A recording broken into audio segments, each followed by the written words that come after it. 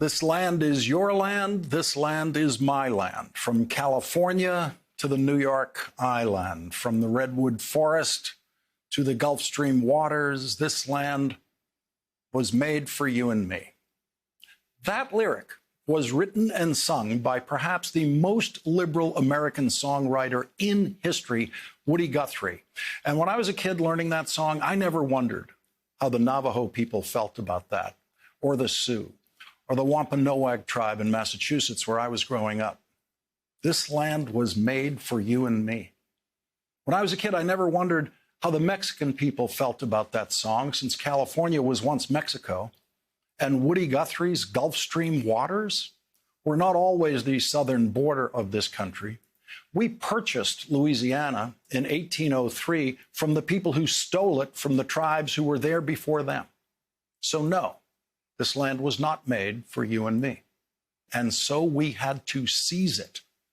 The current 2,000-mile southern border is really only 109 years old in its current form because Arizona and New Mexico did not become states until 1912. And so their southern borders did not become the southern borders of the United States of America until 1912.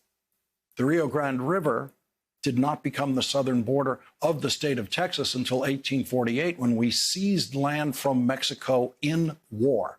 All of our current southern border was taken by force from Mexico in war. And borders established by the seizure of land in war are borders that have had problems throughout history, to put it mildly. And when you seize the most valuable land in a country, you will cause a permanent, massive economic dislocation in that country. And that's what we did to Mexico.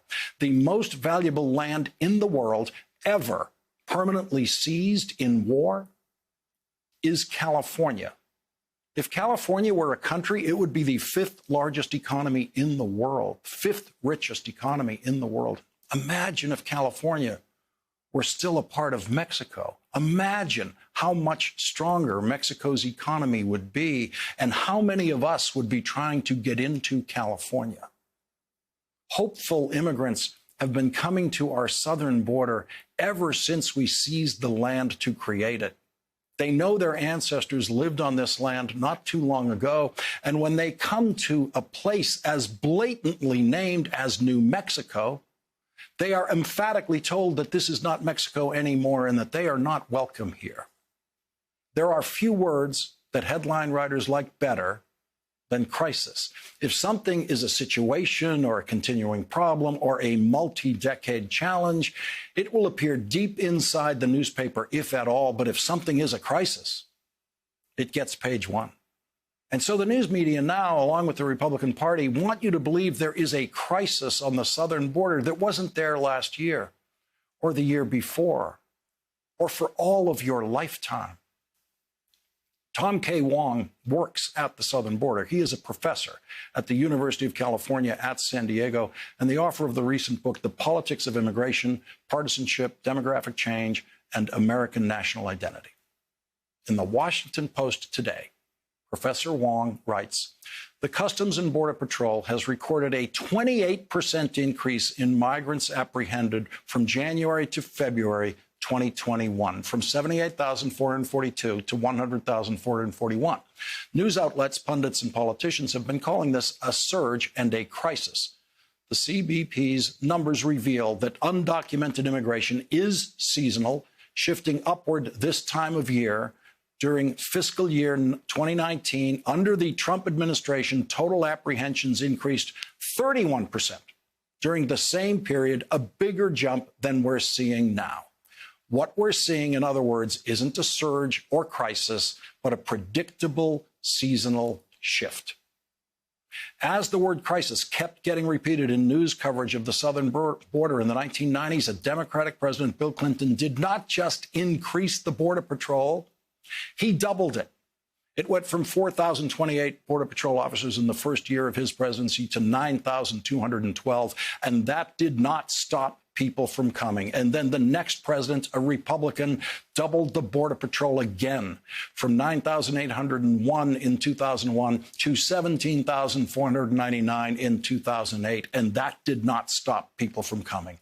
And then President Barack Obama took office and kept increasing the Border Patrol to a high of 21,444. And now, for tonight's trick question, which president was the only one since 1993 to reduce the number of Border Patrol officers? Answer: Donald Trump. From the peak number of officers set by President Obama, the number during the Trump presidency dropped by about 2,000 to 19,437. If the measure of presidential success at the southern border is stopping and quickly dispatching back into Mexico everyone who tries to cross that border illegally, then every American president has failed since the current version of our southern border was established in 1912. Every president has failed if that is the standard. Managing a border established by land seized in war is always difficult, permanently difficult. And some people will occasionally call it a crisis, even though what they're calling a crisis has been happening every single day of their lives.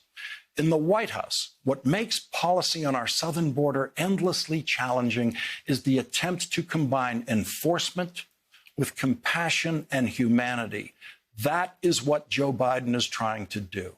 For years, the Trump policy was to combine enforcement with cruelty.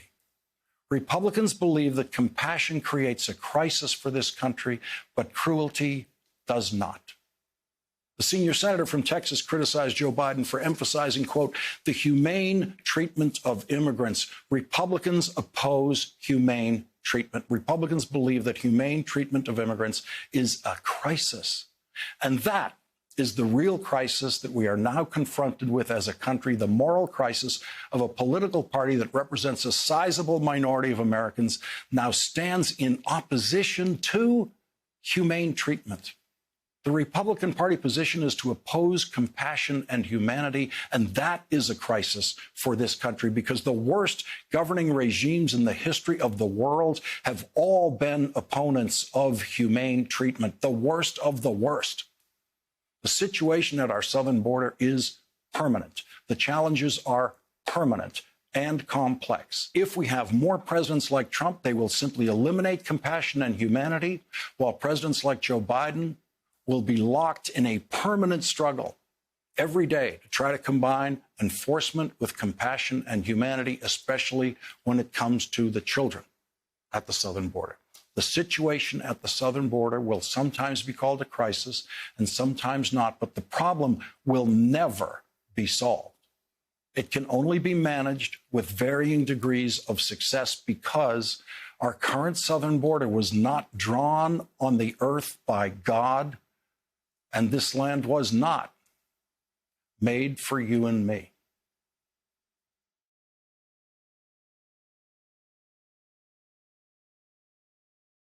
Hey, thanks for watching our YouTube channel. You should know that you can follow today's top stories and breaking news and catch up on your favorite MSNBC shows all in one place.